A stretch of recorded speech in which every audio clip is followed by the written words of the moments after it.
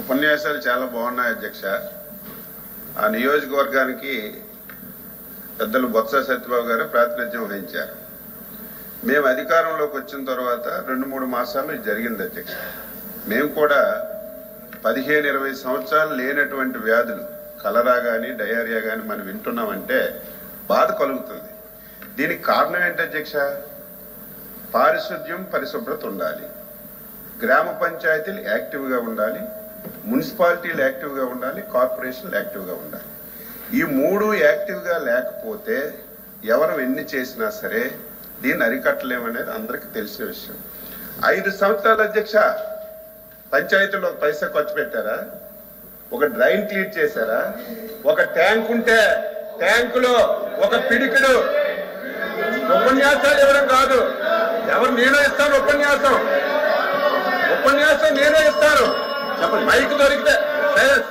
Mic దొరికితే నేను ఉపన్యాసం ఇస్తాను. 5 ఇయర్స్ ఒక్క వాటర్ ట్యాంక్ లో అధ్యక్ష, ఒక్క వాటర్ ట్యాంక్ లో ఒక పిడికిడు బ్లీచింగ్ వేసిన సందర్భాలు లేవు.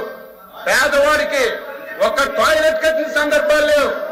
జరగదు అధ్యక్ష, ఇది జరగాలని జరగకూడదు. మేము వచ్చిన తర్వాత మళ్ళీ పంచాయతీలను బలోపేతం చేస్తున్నాం, మున్సిపాలిటీలను బలోపేతం చేస్తున్నాం. 5 సంవత్సరాలు ఒక పంచాయతీకి ఒక పైసా ఇవ్వకపోతే కేంద్ర ప్రభుత్వం ఇచ్చిన డబ్బులు కూడా వీళ్ళు డైవర్ట్ చేసుకుంటే 4,000 కోట్లు ఈ 6 మాసాల్లో తెచ్చి పంచాయతీలు బలోపేతం చేసి కార్యక్రమం చేస్తుంది. సలహాలు ఇవ్వండి, తప్పే లేదు. ఇదంతా మీరు వచ్చిన 5 మాసాలకే జరిగిపోయింది. మీరే మొత్తం చేశారు. ఇది పంచాయతీరాజ్ డిపార్ట్మెంట్. మీరు చెప్పండి, కలెక్టివ్ డిపార్ట్మెంట్ అధ్యక్ష. హెల్త్ మినిస్టర్ లేదు, ఏమి డిప్యూటీ చీఫ్ మినిస్టర్ కాదా? మా హోమ్ మినిస్టర్ కాదా? మీరేం రివ్యూ చేయలేదా? మీరు పెద్దలుగా ఉండి ఆ నియోజకవర్గానికి ఇన్ని సంవత్సరాలు ప్రాతినిధ్యం వహించి ఇది జరిగినప్పుడు నా వల్ల కూడా జరిగిందని ఒప్పుకోవాలి. ఎందుకు ఒప్పుకోవాలి?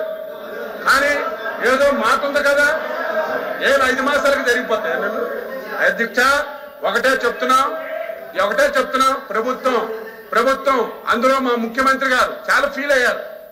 ఎప్పుడూ ఇటువంటి ఇష్యూలు జరగలేదు, వచ్చిన 4-5 మాసాల్లో జరిగాయి. ఇక్కడ నుంచే జరగకూడదని ఎక్కడెక్కడ లోపాలు ఉన్నాయో మొత్తం మంచినీటి వ్యవస్థనంతటినీ ఎక్కడెక్కడి నుంచి వాటర్ వస్తుంది. ముందు ఒక పారిశుద్ధ్యం మీద ఒక డ్రైవ్ ఇచ్చాం అధ్యక్ష. 4 రోజుల్లో మొత్తం కాలువలన్నీ క్లియర్ చేయమని చెప్పాం. ఏవైతే ట్యాంకులు ఉన్నాయో క్లియర్ చేయమని చెప్పాం. ఇవన్నీ చేస్తుంటే ఈరోజు ఎక్స్గ్రేసి అడుగుతున్నారు అధ్యక్ష. ఏ స్వతంత్రం వచ్చిన తర్వాత ఇప్పుడే ప్రభుత్వం ఏర్పడిందా? గతంలో ప్రభుత్వాలు లేవా? దేనికి ఎక్స్గ్రేసి ఇస్తున్నారు మీకు తెలీదా? ఎక్కడైనా డయేరియాతో చనిపోతే గత ప్రభుత్వాలు మీరు 5 సంవత్సరాలు ఎవరికైనా ఒక పైసా ఇచ్చారా? ఆ ప్రావిజన్ ఉందా? ఆ ప్రావిజన్ ఉంటే ఇవ్వడానికి ప్రయత్నం చేస్తున్నాం. దాన్ని ఎక్స్గ్రేజ్ ఇవ్వండి, 8 మంది ఇవ్వండి, 30 మంది చనిపోయారు చెప్తారు అధ్యక్ష. పేపర్లో వస్తే ఒక్కొక్క పేపర్ ఒక్కొక్కలాగా రాస్తుంది. మీ పేపర్ 100 మంది అని రాసింది, ఇంకొక పేపర్ ఇంకొకలాగా రాసింది. ఇవన్నీ చూసిన తర్వాత అధ్యక్ష అక్కడైతే డయేరియా రావడం వాస్తవం, మరణాలు జరగడం వాస్తవం. అది రాకుండా అడ్డు పెట్టాలి.